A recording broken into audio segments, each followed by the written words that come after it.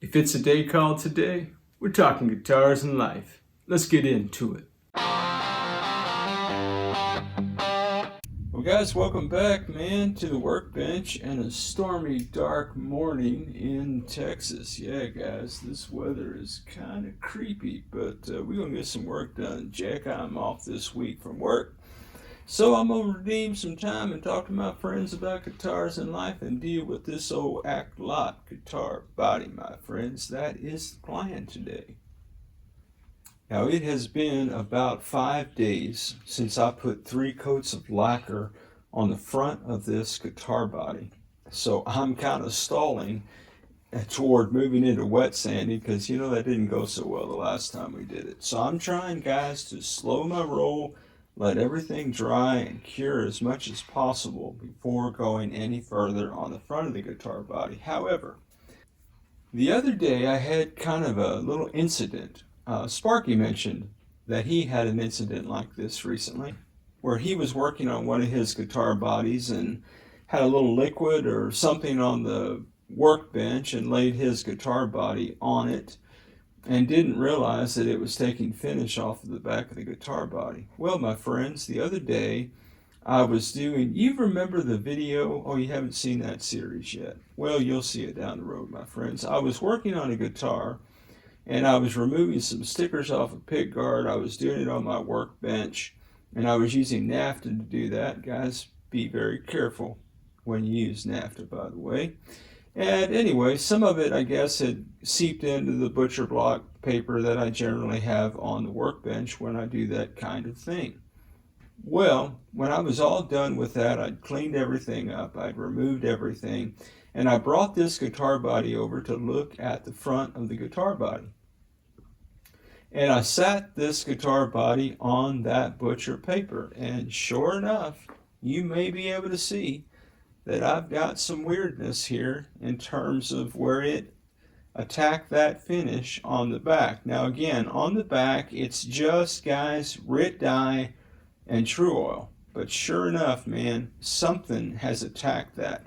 So you can tell that whatever that product was that got on here did do a little bit of damage, quote unquote, to the back of that guitar body. Not that you could actually see damage on the back of that guitar body. It looks like an old barn jack, and I can deal with that. So I have one or two choices. Choice number one, I could just call that little bit of character and move on with my life, Jack. Or we could see this as a serendipitous opportunity to readdress the back of the guitar body, which I know some of you would dig if I did that. So I think what I'm going to do, guys, I'm going to take some sandpaper to the back of this.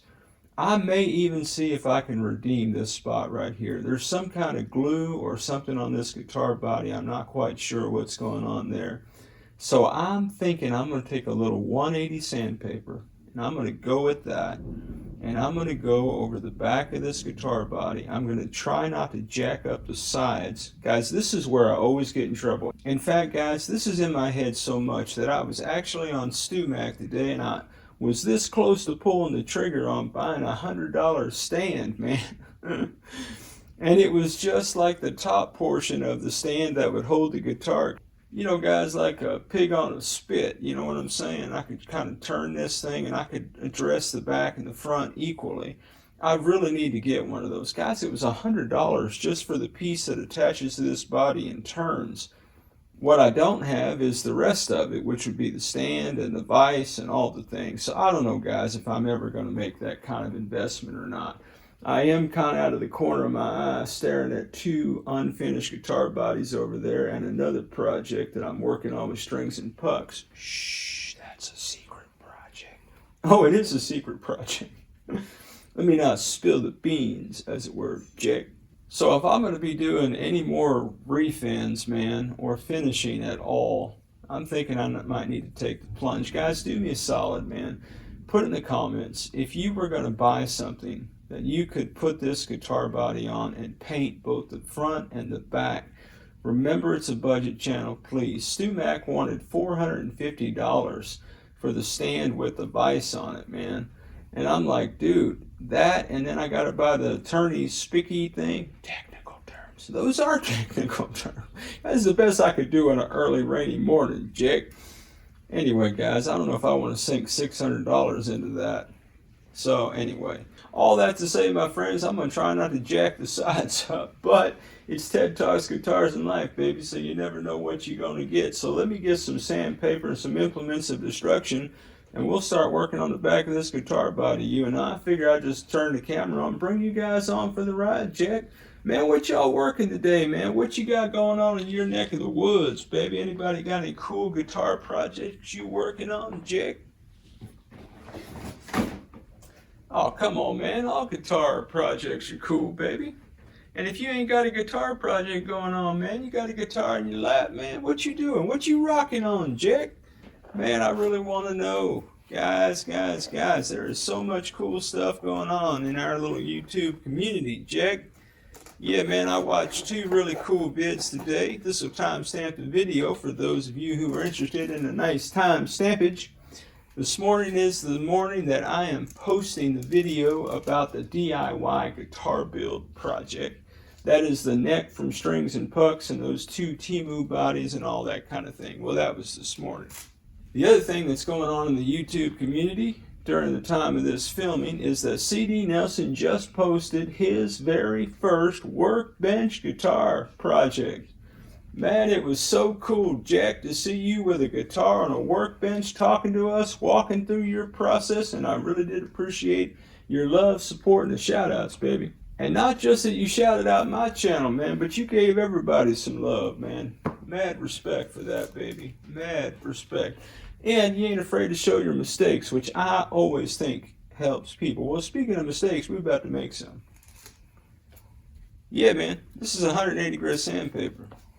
That's a guitar body. I don't know what's going to happen. I'm just going to do this for a minute.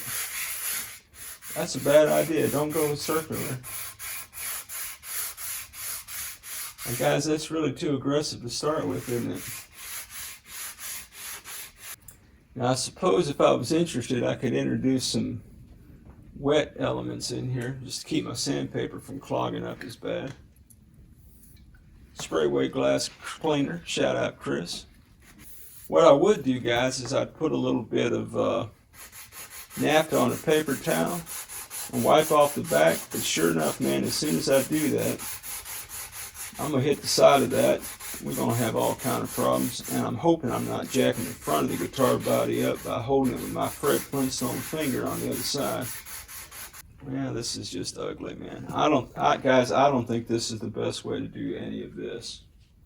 I don't like that approach. Oh, man, I really don't like this. I really don't like what I'm about to do.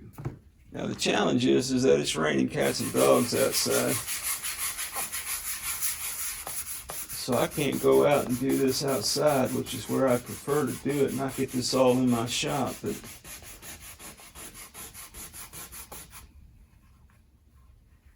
see, there's a lot of product on the back of that, man. A whole lot of product. Oh, man. This is not... Guys, I'm having second thoughts.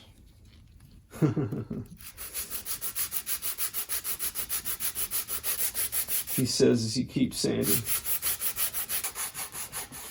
Anybody else think this is a really bad idea? Yeah, me too. Well, in other YouTube news, today is the day that J-Man posted, at least I saw it today. J-Man got a kit guitar from Leo, James, and asked the question, man, can you get one of those Leo kits, put it together, would it be gig ready? And of course, the answer was no. But it was a valiant effort, I thought, and a very fair analysis, and very much a balanced approach, which J-Man is known for, of course. Guys, I'm going to go up a couple grits on my sandpaper. This is 320. But I thought it was a really good video, man. It's a lot. You know, he points out the same issues that several of us have pointed out in the past. You know, I think the question about the kit guitars is, some people would say, man, why are you complaining about a kit guitar? Kit guitars are supposed to need some work. Well, that's true. I think some people think that the only people that buy kit guitars are people that know how to put them together. I don't think that's true. I just think it should be noted, man, that, you know, guys, a lot of people that buy kit guitars don't know anything about guitars. I mean, so imagine you're a father, mother, aunt, uncle, friend, whatever, and you wanted to bless somebody with the gift of music and a guitar kit, right? I would think in theory, what you would love to see happen is for them to open the box, put it together, and have a guitar they can play. And I think that's a wonderful thing. However, a lot of these kit guitars, man, you can put them together and you can play them, man, but your string action is in space. The guitar's not intonated. I didn't see that Jay got a manual in that kit guitar either. Now, when I did Ken's Nashville guitar, you guys remember that? It was a Leo James Tele kit. There was no manual in that box either. I think Brant got a kit, shout out Tony Yeager, from Leo, and it didn't have a manual in it either. Now somebody's going to put in the comments, I ordered a kit and I got a manual. Well, good for you, Jack. I'm just saying I didn't get one, baby. That's all I'm saying. I ain't mad at nobody who did get one either. And guys, I really don't have anything against Leo, man. I really don't. I ain't got nothing against Leo James guitars, man. You guys like their guitars, you rock them, baby. I just saw Sean over at Scar My Guitar. Man, he's singing Leo's praises, man. Yeah, man, on some of these single cut models they're doing. And I ain't mad, man. I ain't mad at Richard or anything. Bald Shredder, man. Hyping up the guitars, man. You know, I just think this, man.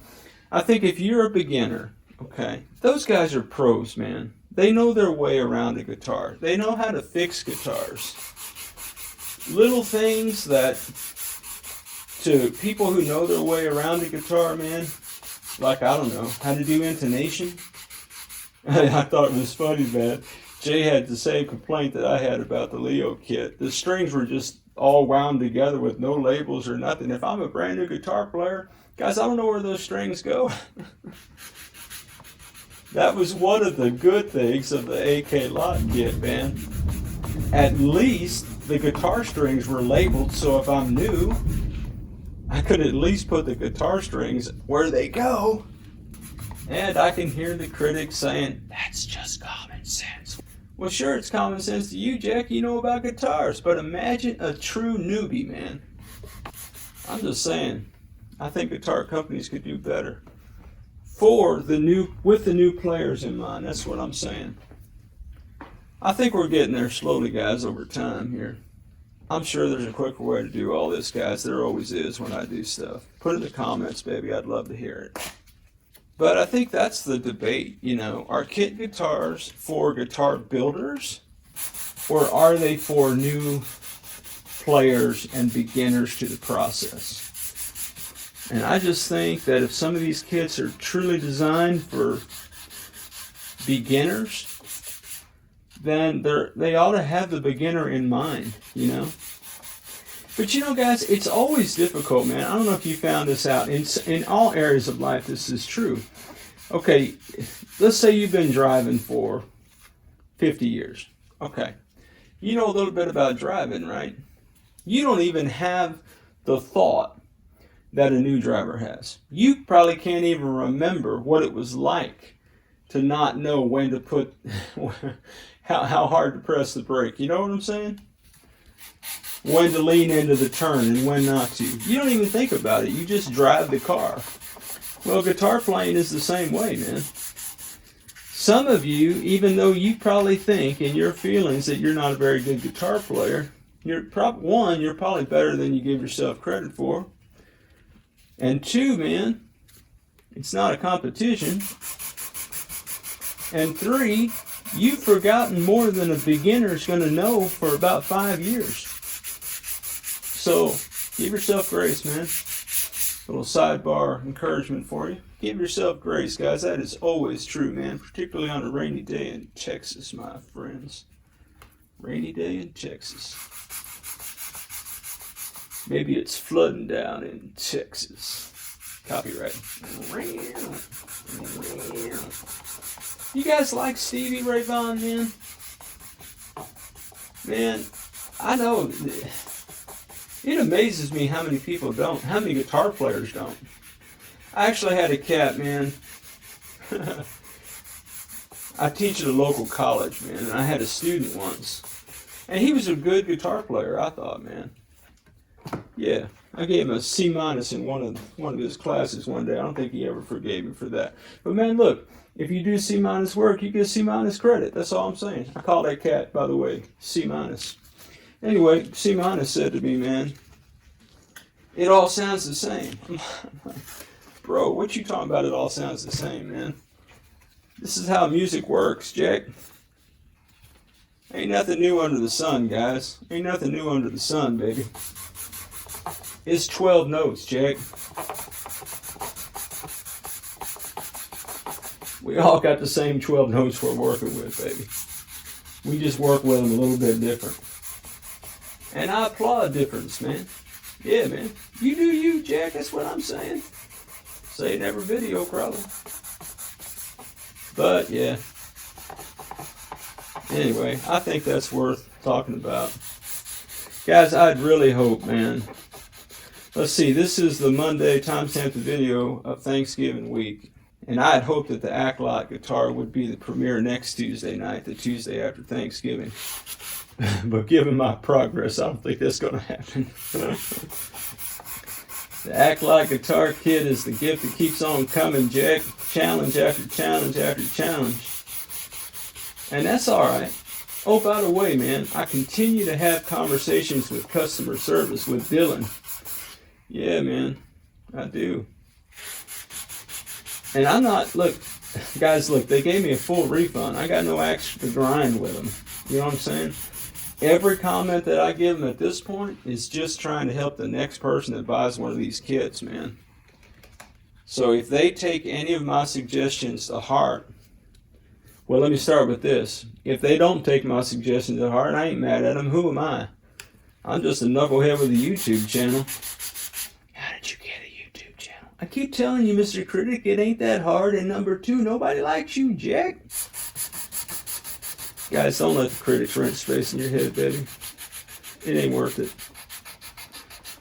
One of my favorite movie lines from The American President.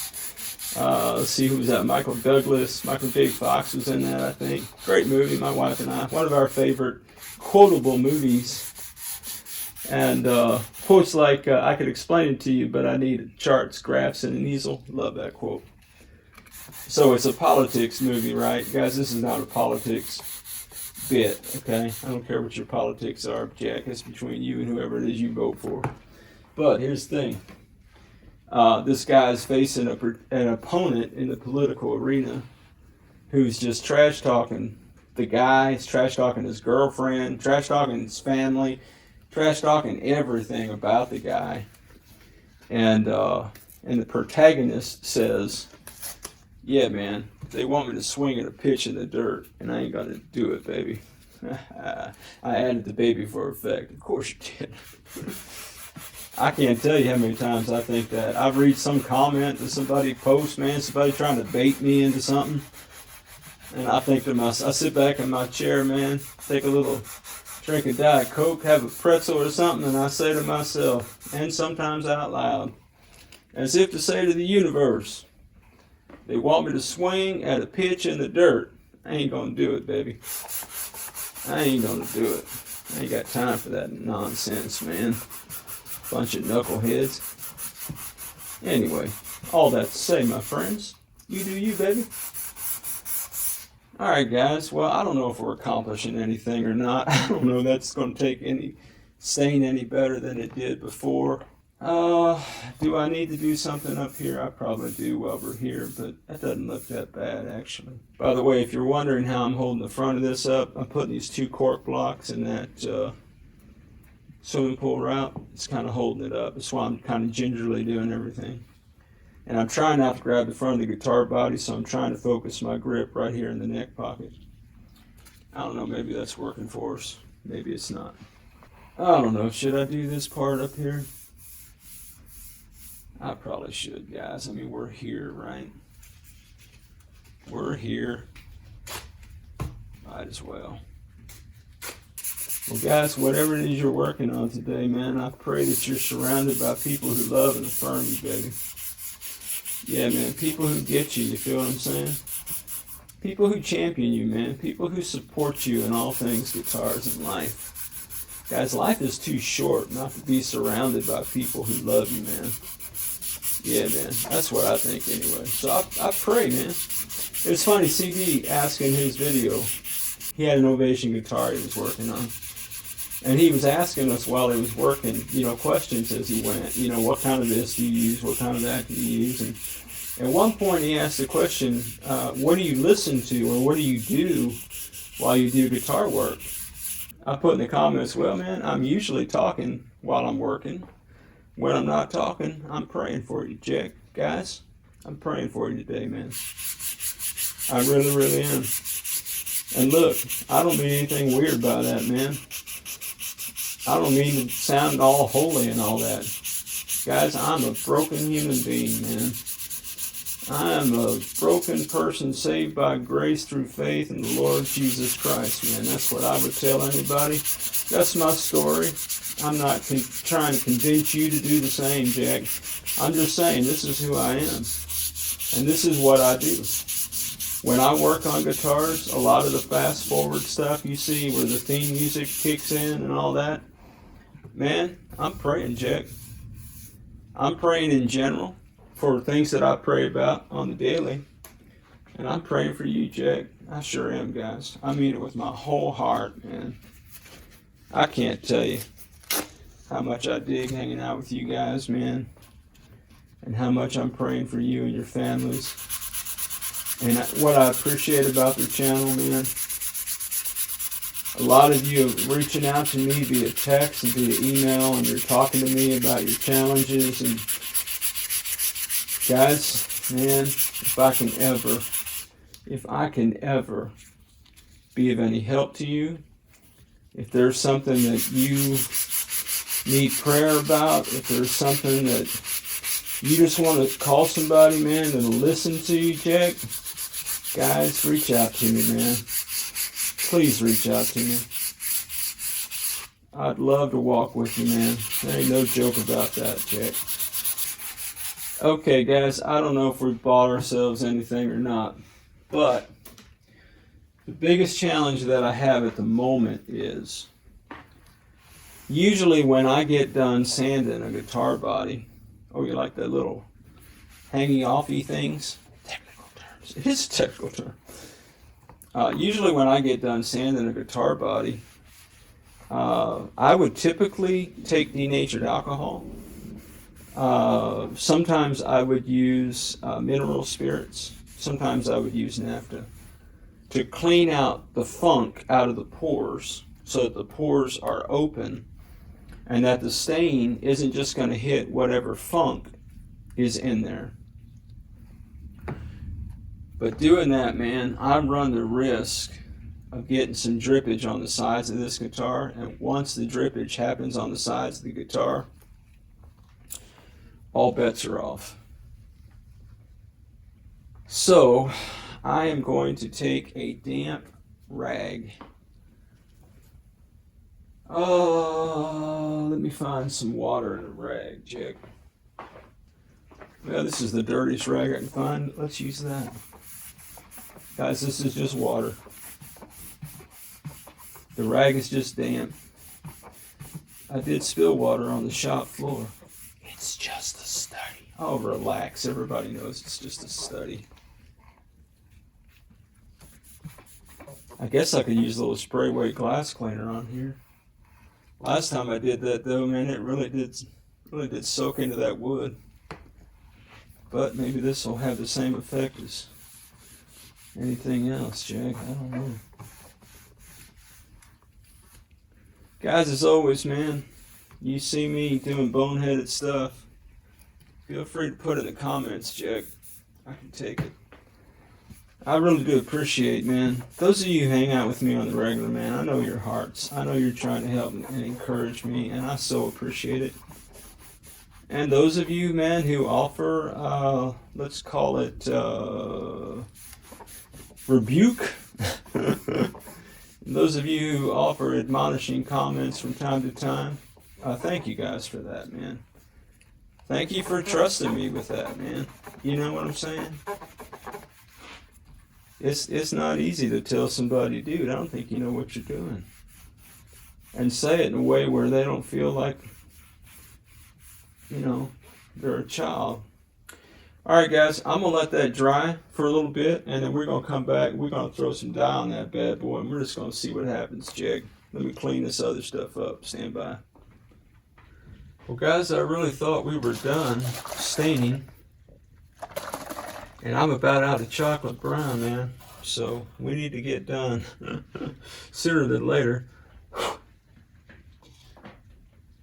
I know that's not a whole lot. I can always put more in there, Jig. All right, let me get a paper towel. And we'll just go right for the jugular, man. What I mean by that is this spot up here that wasn't taken stain before.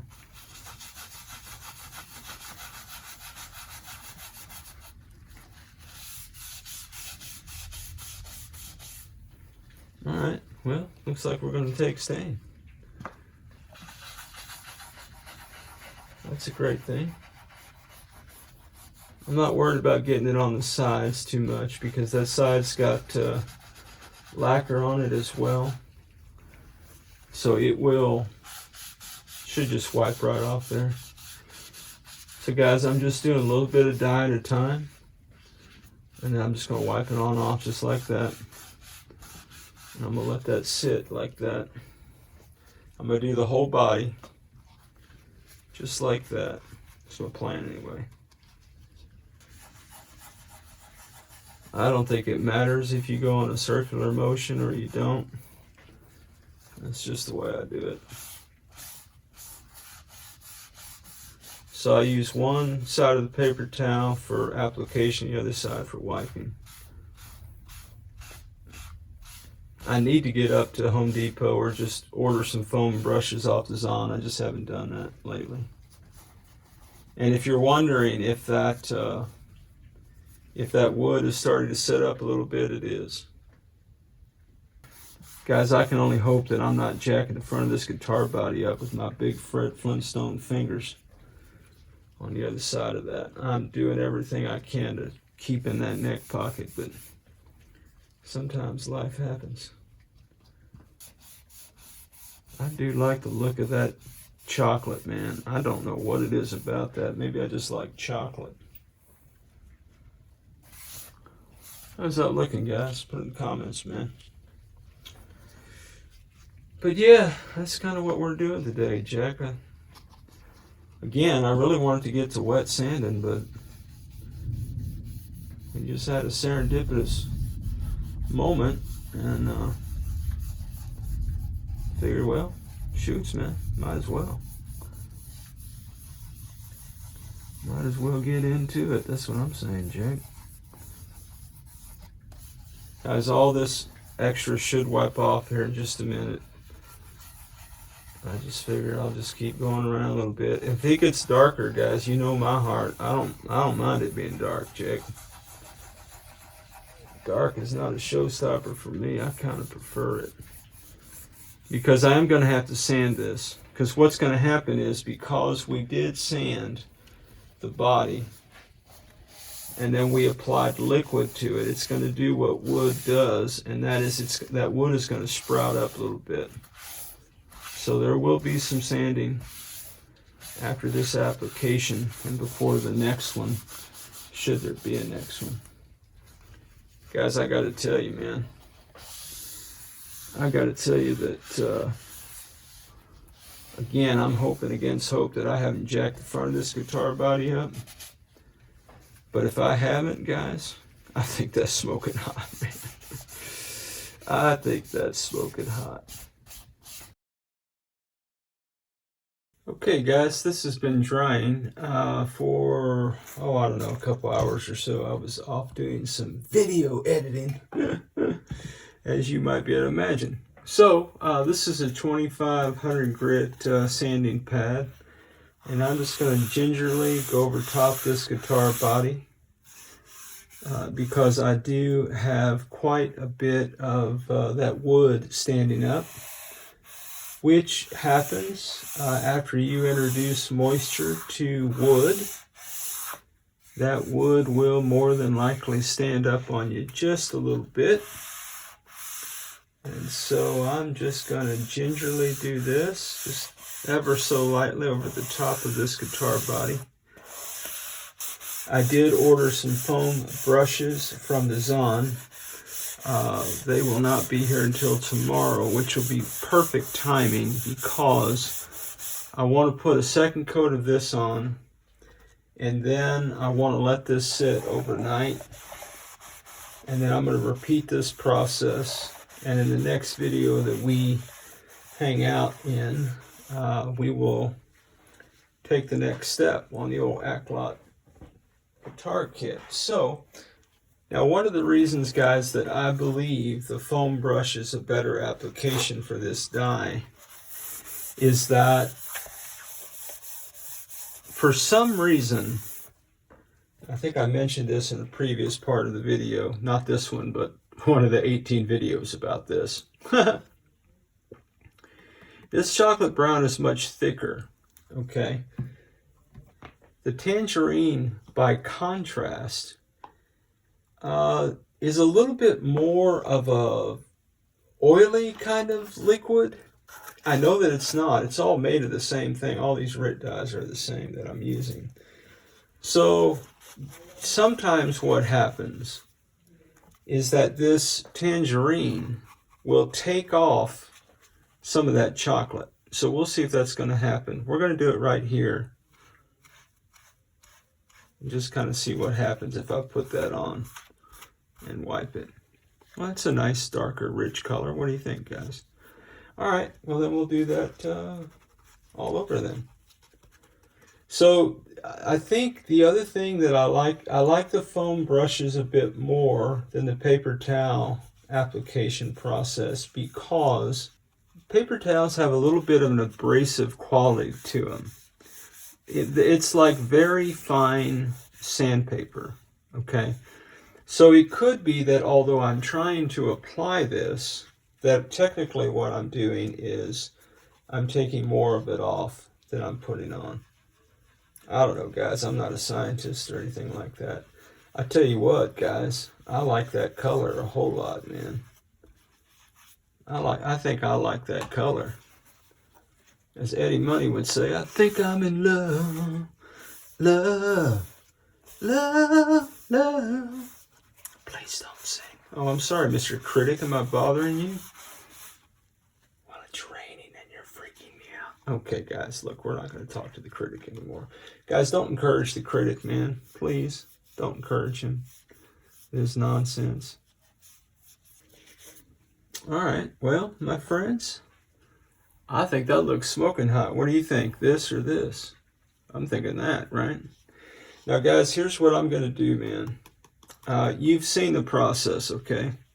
You've seen the process a couple of times now with the dye and the paper towels and all the things. And we've had man, it's been a blast hanging out with you, which for me is early morning. I don't know what time of day you're watching this and what's going on in your world, man. But I do thank you for hanging out with me today, man. I'm going to repeat this process until I feel satisfied with the back. So again, one more time, just for those of you who are playing the home game, you are looking at a concoction. The concoction consists of RIT dye, cocoa brown, aka chocolate, and tangerine, my friends. And those two colors mixed together gives us this nice kind of reddish. I like it a lot, man.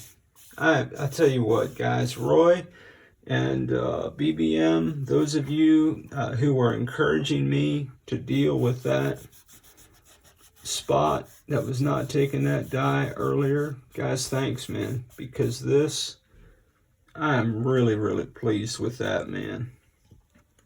Really, really pleased with it. Pleased as punch. Yeah, guys, I think that's a looker right there, man. Now, can I clear coat it and not jack it up? Well, guys, I don't know, man. I can't make any promises about that. Guys, I can't thank you all enough, man, for spending any time at all talking about guitars and life with me today. A special shout out to the Jacks, our channel members, for all your love, support, encouragement, and constant edification. Man, oh man, you guys, all you guys, are the best.